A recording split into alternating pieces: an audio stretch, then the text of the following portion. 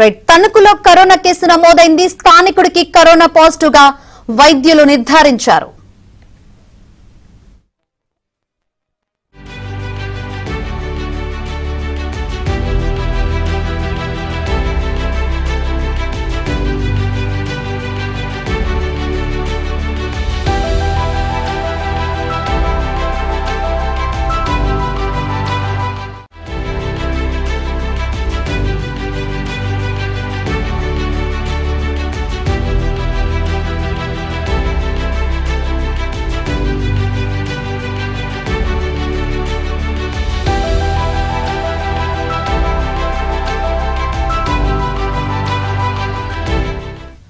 తణుకులో corona case నమోదైంది. కేరళ నుంచి వచ్చిన మహిళకు పాజిటివ్ గా నిర్ధారించారు.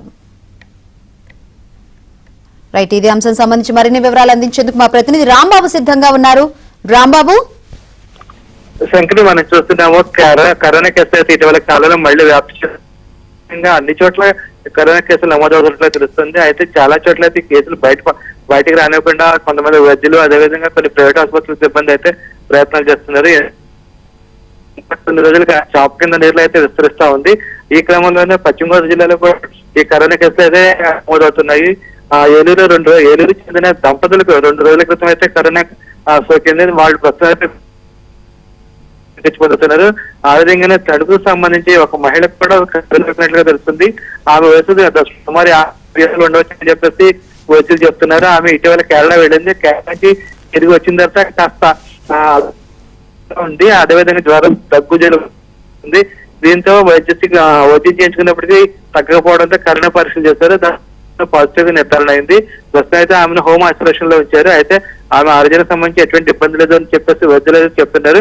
మొత్తమే చూస్తే పశ్చిమ గోదావరి జిల్లాలో అయితే కరోనా కేసులు అయితే వ్యాపిస్తున్నాయి. అయితే అంత తీవ్రత లేదని చెప్పేసి వైద్యులు చెప్తున్నారు. అదే సమయంలోనే కరోనా వల్ల ఎటువంటి ప్రమాదాలు అయితే భయపడాల్సిన పని లేదని చెప్పేసి వైద్యులు చెప్తారు. కానీ జాగ్రత్తగా ఉండాలి, కొన్ని జాగ్రత్తలు మాత్రం తీసుకుంటే సరిపోతుంది అని చెప్పి అంటున్నారు.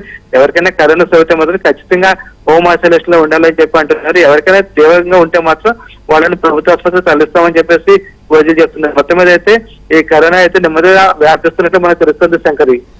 రైట్ రాంబాబు.